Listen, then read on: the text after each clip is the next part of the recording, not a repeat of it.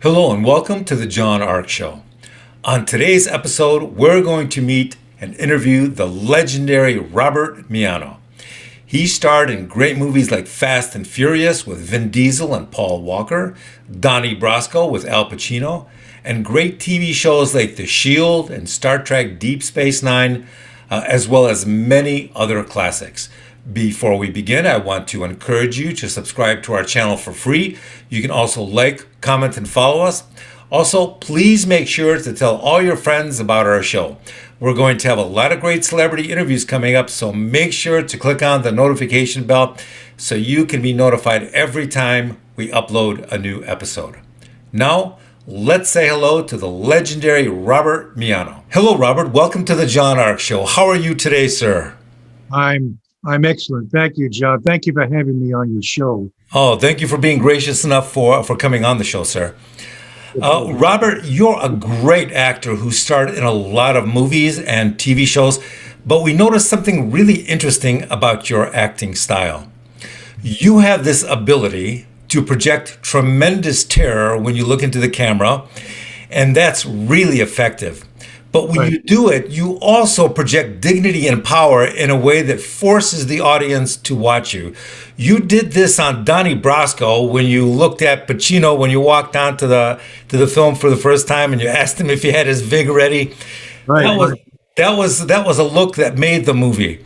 Right. Where does that ability come from? Did you learn it in acting school, or did you just grow up around a lot of psychopaths back in the old neighborhood? Uh, you know, I had a very, very strong mother. Ah, okay, So I think it all emanated from that, you gotcha. know. And my father, there he's a big Sicilian guy. And growing up in the streets of the Bronx, I mean, it's all that. And you're, it's where you're from, it's your experience. And so it's there. It's something that I have. I'm fortunate to be able to do that. It's sort of a signature look for you. Do you create that effect with your eyes, or is it the thoughts that you're thinking at the moment you look in the camera? It comes from something deep inside. It's not the idea of it. It's not kind of an idea how I'm going to do it. That's how it shows up. Like I said, it's just something innate. Mm. Um, something I don't know if you can explain it really. Yeah, it really works. Yeah, I'll tell you a quick story. It's the Donnie Brasco story when I went in to meet Mike Newell, and I read for the role of Sonny Red. And after the reading, um, he stood up with a cup of coffee in his hand, and he gave me his left hand like this, and he put it in front of me, and I wasn't sure what I was supposed to do with that left hand, and it kind of, my ears got hot. I got a little, where we come from when you do that, it's like, it's like an insult in a way, and I kind of excused myself for a moment. I said, "Do you mind if I just step out for a while?" I walked outside. I, got myself back together again.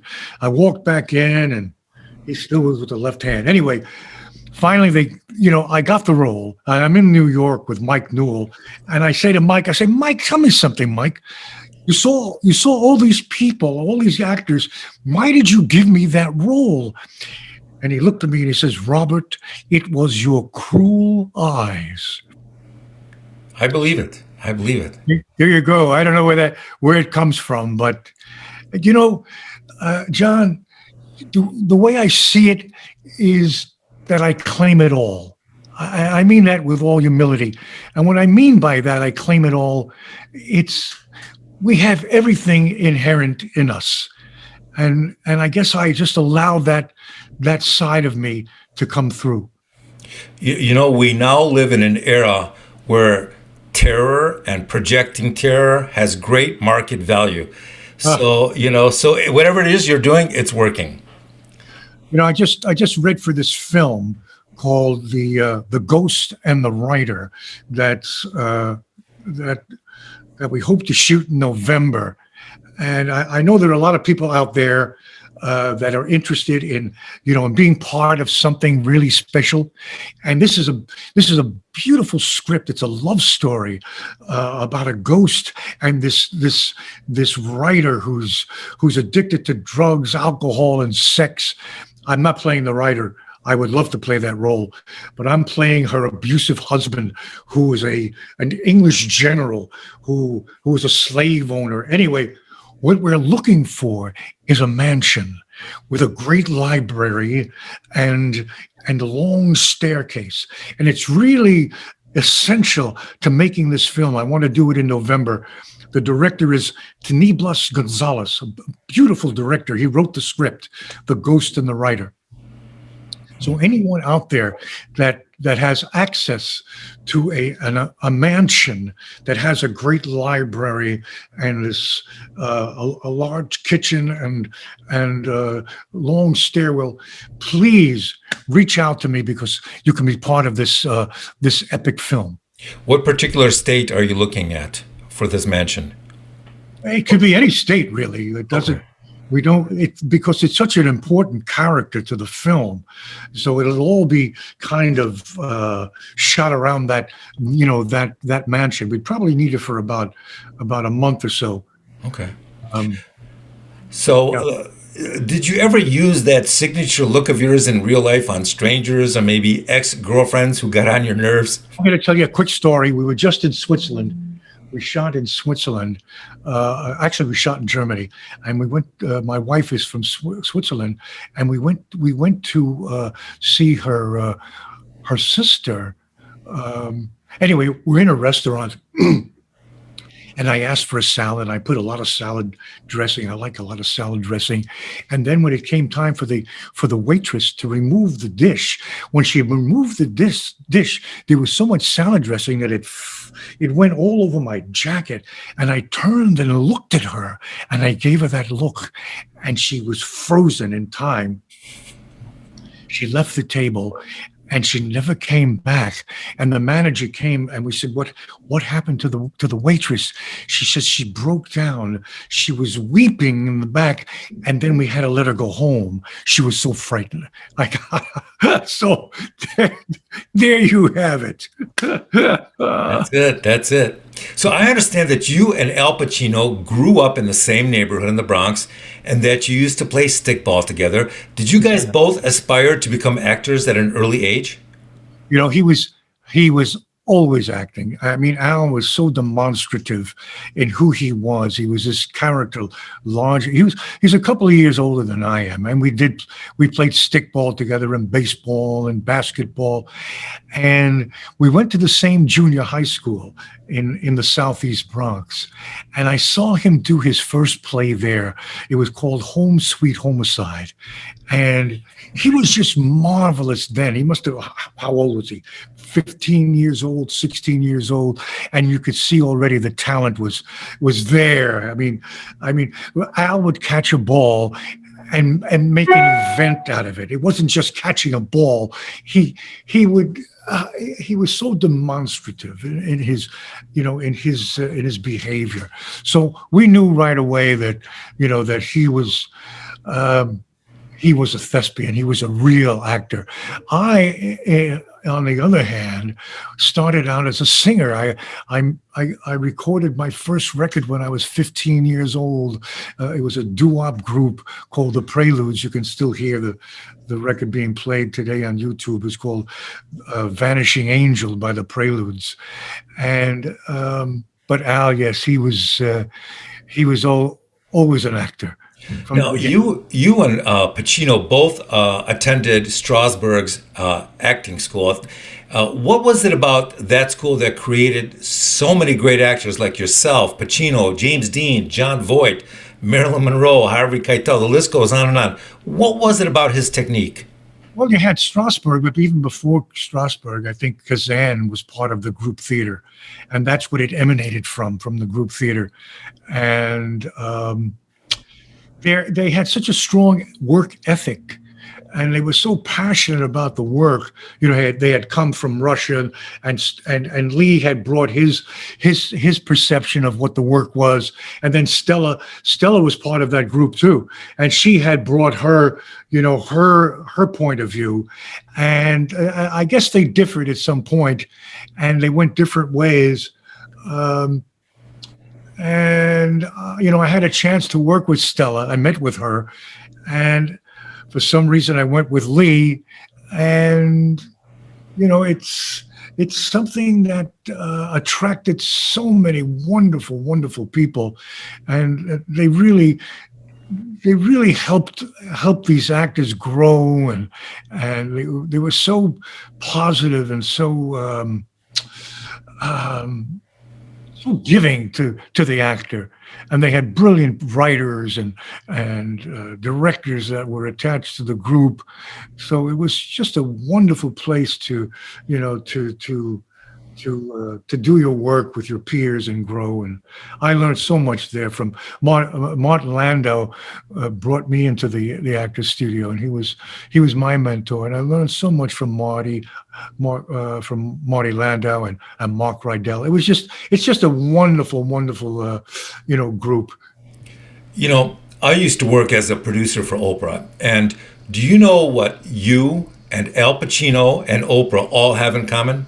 No, same You're birthday. all, yeah, well, you're all great talents, but in real life, all three of you seem to be sort of modest and understated and a little soft spoken.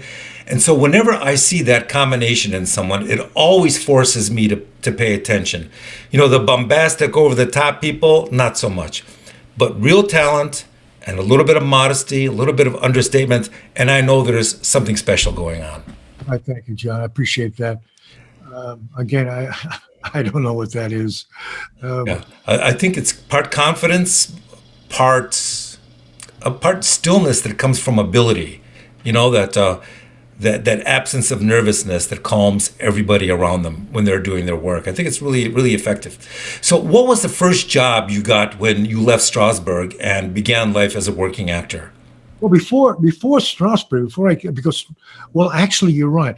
Actually, I did work with Strasbourg at Carnegie Hall in New York. You're right, and not long after that, I got a role in the original Death Wish with Charlie Bronson, which was you know, that was like my first speaking role. I had one line. I played one of the muggers, and it was you know, we were there was a casting call at Gulf and Western, and we're sitting in you know, outside waiting to meet Michael Winner, and all of a sudden we hear this screaming. We hear someone yelling, "Help! Help!" And we see Michael Winner running out of the office into another office, and this actor is running after him with a knife.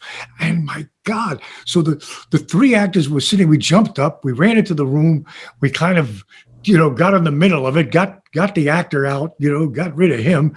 And Michael, he was like so thankful he gave us all roles in the movie. So that's how I got into Death Wish. Yeah, it's appropriate for the movie, I guess. Tell me about the early days of your career. Did the jobs come easily to you because of your talent, or did you have to work hard to make a name for yourself? You know, it's always, you know, nothing comes easy for me, that is. You know, I've always had to earn it. And Al always said to me, "Robert, you have to earn it," you know. You know, I was in New York, and I was at a party, and one of the a casting lady was there, Marion Doherty. At the time, she was probably one of the most important casting directors in the business at the time. She had discovered almost everybody. And I saw her leaving the party, and I walked out. She got into the elevator. I got into the elevator with her, and God, I said, "Listen," I said, "I'm going out to California." I said, is there an agent that I can call?" And she was so gracious. She said, "Well, call this call this agent. And sure enough, I called this agent when I get out to California, and I said I was referred by Marion Doherty. He had me come in. I met him, and he signed me on the spot. And he started to send me out, and I started to work right away. First job Nice. was I played an Indian for Universal Studios called Bridger with James Wainwright, and they put me on a horse I could hardly ride, with a spear and a bow and arrow, and and I was off to the races. That's momentum at your back, I guess. I remember in a lot of interviews, but talking about how he struggled financially in the old days. Did you guys have a bit of a rough time early on, or Got to be a quick story. So here it is. I'm in the city, right? And I would have a few dollars in my pocket to get down to the city, and I'd hang out. And there I am on Fifth Avenue, and I'm walking in front of Brentano's, and there's Al, and I hadn't seen Al for a while. And I look at him. I say, Al, how you doing? He looks at me and says, Bob, you got a quarter, Bob. Bob, you got a quarter. that's a great Pacino voice, by the way. Great Pacino impression. That's what he said. I must have had $1.80. I gave him whatever I had in my pocket, and there I was off. And that's true story. That's funny. Yeah, he came from real humble beginnings. He had nothing. I mean, they were boosting milk bottles. Before the grocery store opened, they would grab the milk bottles and take them home. So you know why that's so believable? Because all throughout his adult life, you don't read about him doing anything stupid with his money. He Right. seems to be, very careful with his finances, and I'm guessing that's a result of his early days. Well, I heard that he did one of his representatives. I heard. I wasn't there, but I heard that one of the representatives didn't do right by him. But anyway, Oh. you never know. So you starred, I should say, in Fast and Furious. Did you have a sense that it was going to be one of the most financially successful movie franchises of all time, or was that not apparent until it came out? Well, I did episode 4, so it was already up and running. And that would go to, what is it, number 15 now? Who knows what it is now? Right. Who would have known that? No, but I'm happy to be part of that. Yeah, well, I've watched the franchise evolve over the years, and Right. the action sequences just get more and more spectacular. Right. So much so that they make other action franchises like the James Bond films seem boring by comparison. It's just Yeah, well, amazing. they have the best of the best working on those shows. Stunt people, and the best technicians, and you can't say enough for the actors as well. They're all wonderful actors. Yeah, so I really enjoyed being part of that. So, by the way, are you in California or in New I'm York? in Santa Monica, California. I Okay. live here with my I was going to ask you if you or your or family were affected by any of the flooding in New York, but no, no, I no, guess no. not. We have family in New York, Yeah. but no, out here we haven't had that problem yet. So you've done so many great gangster movies, all sorts of movies, but it was surprising to see you on Star Trek Deep Space Nine. Oh, What okay. was that experience like? It was great because I didn't expect to do that, and I just watched it recently, and I enjoyed watching it. It was done very well, wonderful. Was it James Darren and Mike Starr, and they had some other wonderful actors in it. So it was a hoot. It really was. I really enjoyed that process, and being also part of that franchise. My God. And there's another one. I just did like a pilot for the show called Renegade. That's a spinoff of that show. So I know they're looking for equity. It's called Renegade. So I know that it's going to be promoted in December. NASCAR, I think, they're promoting that show at the convention center, and so Renegade. Watch out for Renegade. Nice, nice. You did a movie. You did a movie called The Funeral with Christopher Yes, Walken, yes. and Christopher has a reputation for stealing some of his scenes with this unique, quirky, unusual acting style of his. How did you like working with him? With Walken. Yeah. Oh my God, Walken. He's such an anomaly. He's such a mystery. At least I found him so. Um, he's so unique, in he's such a unique actor in how in his delivery, in his behavior, in who he is, and so working with him was very special to me. And also Chris Penn, who's a wonderful. And what about Benicio? He was in the scene as well. I mean, these are great actors, and of course Abel Ferrara, who is I think one of the most talented directors, of his time. Of course, he has a lot of demons, but I think he's exercised them. Um, yes, so it was really a coup to be part of that ensemble, to work with those people. Everybody says Sean Penn's such a great actor, but I actually like Chris Penn's acting better. He was in a number of movies back in the day, and he was really good. Very good. Excellent actor. Excellent. So now we're going to talk about one of the greatest mob movies of all time, Donnie Brasco, starring you, Al Pacino, Johnny Depp. Was there a lot of pressure making a major movie like that with so many superstars on the set? And at any point, did you realize you were making a modern masterpiece? I really didn't know what it was going to be like. I mean, I was there for 6 weeks, which was quite a good amount of time to, get a sense of it. Uh, when I first saw the film, I said, all I could see was Al. I watched the movie, but he he was like so to me he was the movie.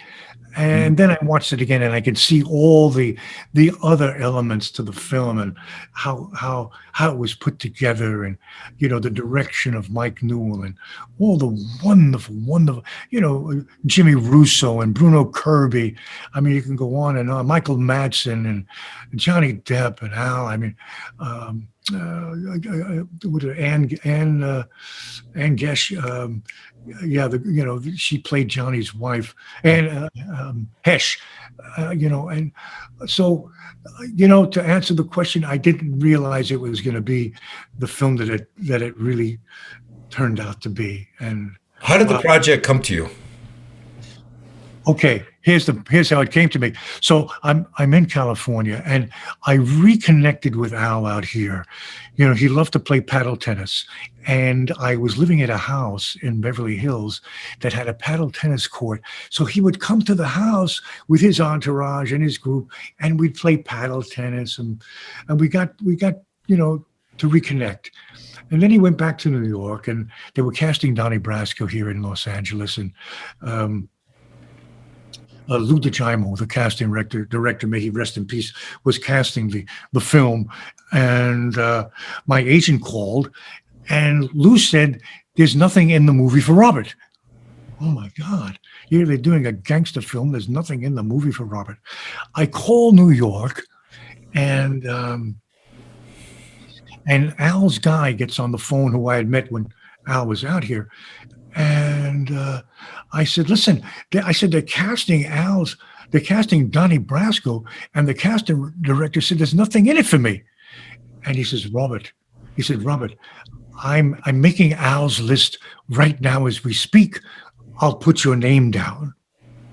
Okay. 2 days later, I get a call from Lou DeGimo's office. They want me to come in, pick up a script. I'm going to meet Mike Newell. Hence, I go to the studio.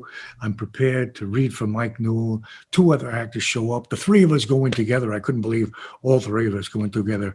And that's when we all read. We finished reading, and that's when he gave me the left hand. So that's that's how it all happened. Do you think Al put in a little nudge for you?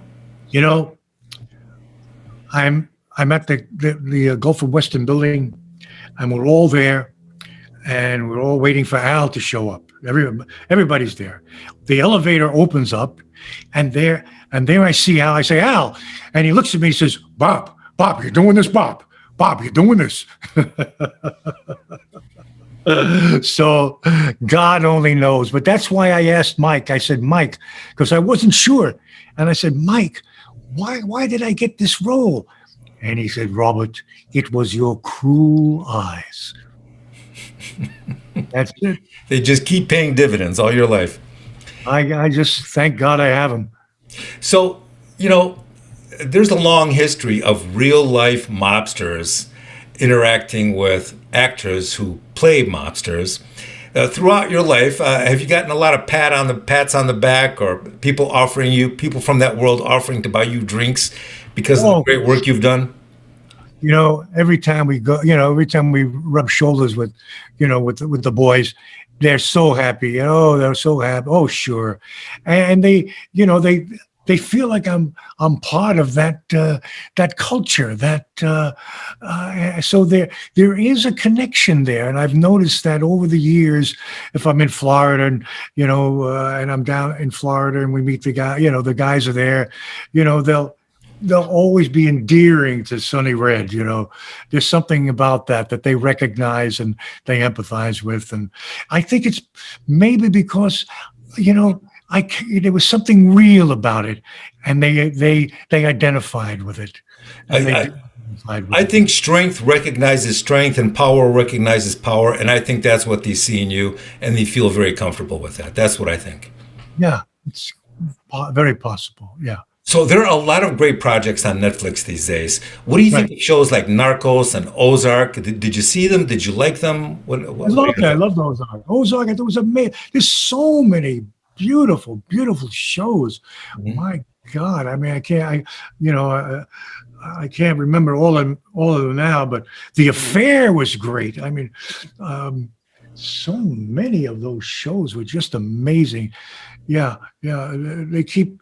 I think they're even better than the films that are being put out by Hollywood. They're really wonderful, really wonderful work. Tell me about. Go ahead. I'm sorry. Now that Israeli. What's the name of that? Hit and Run. Oh, there's this Israeli show that's just wonderful called Hit and Run.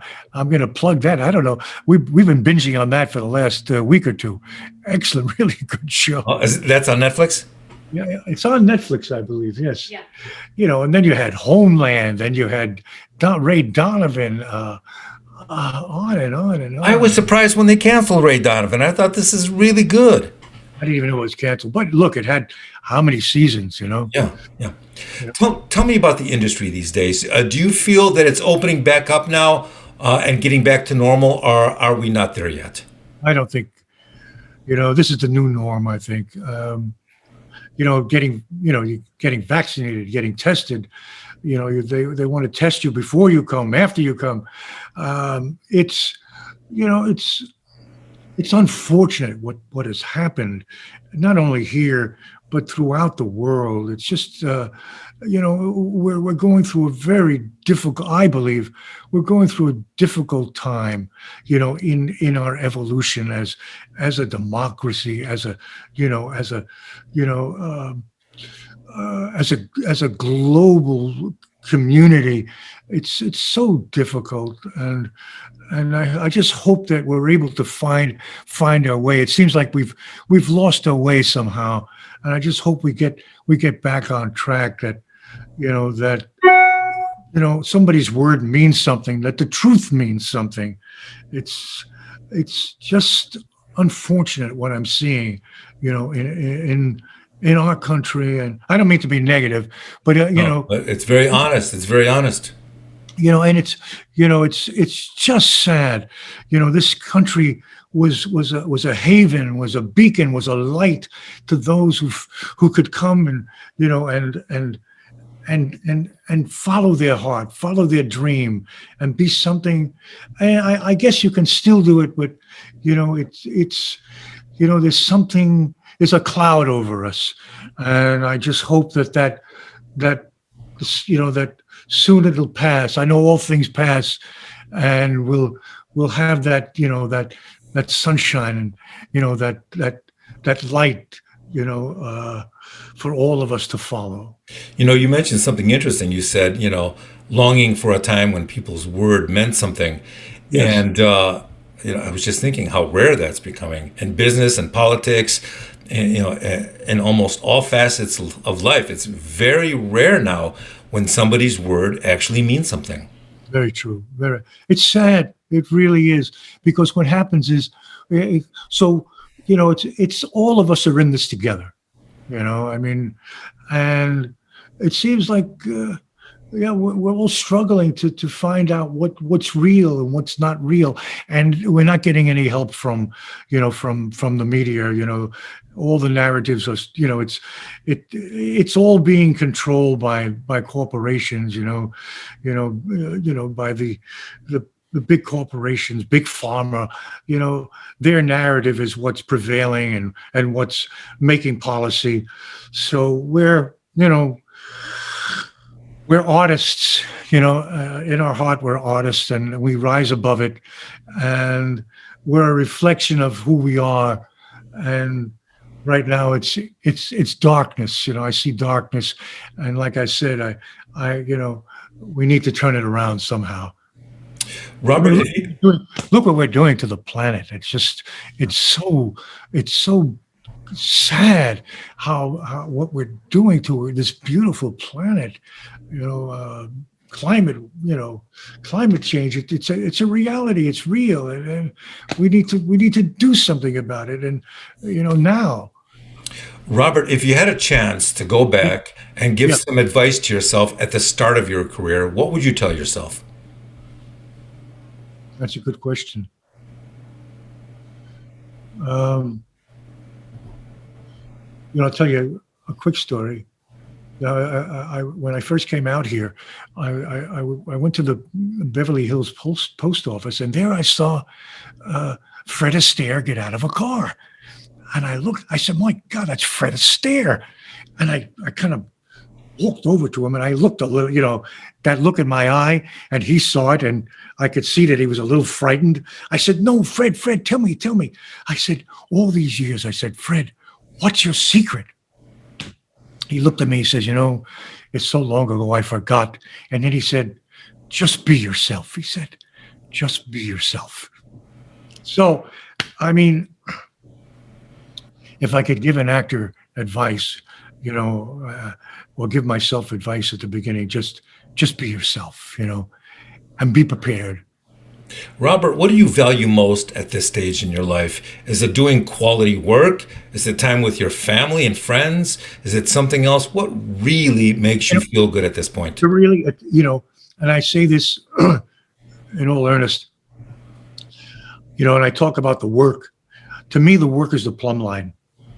It's the work is what gives us focus. The work is what grounds us. The work is what is our soul and is the heart and soul of who we are. And then it's my wife, or I would say it's my wife and then my work, because I could live without the work, but it would be very difficult to live without the wife. You know, You mentioned your wife. I'm curious. What is your astrological? oh, come here, say hello. Hurry up, come on. Come, hurry up. Come on, real quick. She's a beautiful, beautiful Swiss girl. Come on, hurry up. We don't have all day. Come say, and she's a wonderful, wonderful actress, Sylvia Spross. Oh my God. Hi, Hi. Sylvia. How are you? Very nice. Very nice to meet you, Sylvia. I have a question for both you and your husband. What is your astrological sign, and what is Robert's astrological sign? I'm a Pisces. Okay, and Robert? I'm a Libra, and we Okay, don't wait, and Wait. I want to hear what. so and that's interesting. I see why the marriage works. you see how it, and we don't agree on anything. Yeah, but it still works though. It's very, very interesting. It is interesting. Yeah, it is interesting. It amazes me. So before we wrap this up, Robert, is there anything that you would like to promote for yourself or your wife? Well, good health to Good. everyone. That's first and foremost. If you have your health, then you have everything. So let's promote health. For all mankind. I think that is the answer. That's the you know uh, That's the key. That's you know, if there's love in who we are and what we are, I think that it comes out of our health, our well-being. Robert, did you meet your wife in the States or did you meet her overseas? I'm an acting coach as well. Oh, it's a long story now. I give you the short version. So I'm an acting coach, and I'm teaching in Hollywood, and the class is already about to begin. And then this girl walks in before the class starts, and there were no more seats. And I put her up there was a conference table. I sat her on the conference table, and then I taught the class, but I taught the whole class to her. The next week, the same thing happens, and I taught the class to her. Kept looking back. And what do you think? What do you think? So did you guys know on day one? How long before you guys knew this was it? So let me tell you. Well, so I now, came back next week. she comes back the next week. Same thing happens. And now the class is over, and I see the end of the class. She's putting away the chairs. And I looked at her. I said, "Would you like to go have a drink?" And she said, Sure, because I thought everybody was going for drinks. You said she was putting away the chairs. Do you know how I knew that I was going to marry my wife? I knew when she invited her over for dinner with the family, and we're sitting there, and everybody's having a great meal. My mother cooked this great meal. At the end of the meal, my wife was the only person at the table who offered to help my mother put the dishes away. That's how I knew this is a serious woman to be taken seriously. There you go. Good for your wife. I'm glad you did that. So we go downstairs, we get in our cars, and I tell her to follow me, and we drive around the block. Okay. We drive around the block, and then we park the car. She gets out of a car, and she looks up, and it says, "Crazy Girls." I don't know if you know Crazy Girls. It's a strip club. It's a strip club on La Brea. So there we go. It was the only bar that was open. That's why I was like. So that's where we had our first drink together. Yeah. And what did you think? What did you think of a guy who takes you to a topless bar on the first date? I'm an actress. I was like, I've never been to a strip club in LA. Let's see what that's like. It's good for my acting repertoire. Oh, that's funny. Well, Robert, listen, this was a lot of fun. You're a great actor, and it's been a real honor having the both of you on the show. I want to wish you both the best and tell you that you're always welcome back on the show, my friend. Thank you. It's been a pleasure, a real pleasure, John. Thank you so much. Thank you very much. Bye-bye. Oh, by the way, was there anything else that you wanted to promote or no? Just that ghost, the Ghost of the Writer. We could find that house. That would really help. Okay. Oh yeah, one other thing. Yeah. There's a TV show that I want to do in Croatia called In for the Kill, and we have some Chris wonderful Moss, with Chris Moss and Alexander Mann and Chris Lambier, myself, Michael Pere. There's a whole gang of us. I'm on the Michael Pere. Did you say Michael Pere? Yeah. What a nice guy. I just had him on the show a while ago. Nice. Isn't he a sweetheart? Yeah, we know him from the Actors Studio, actually. Really? Yeah, he mentioned being on the Actors Studio. That's right. See, I first saw him in a movie called Streets of Fire. Right. And the female lead in that movie was so beautiful that I couldn't get her out of my mind. So another good friend of mine was in that. I think Sal Landy. You know Sal? Another fine actor. Yeah. Anyway, so we just worked with Michael in Germany, in Baden-Baden. Mm-hmm. Real nice guy. Well, thank you very kindly for being so generous with your time, and I wish you well. All the best, John. Thank you. You well. Bye-bye. Bye-bye. Bye.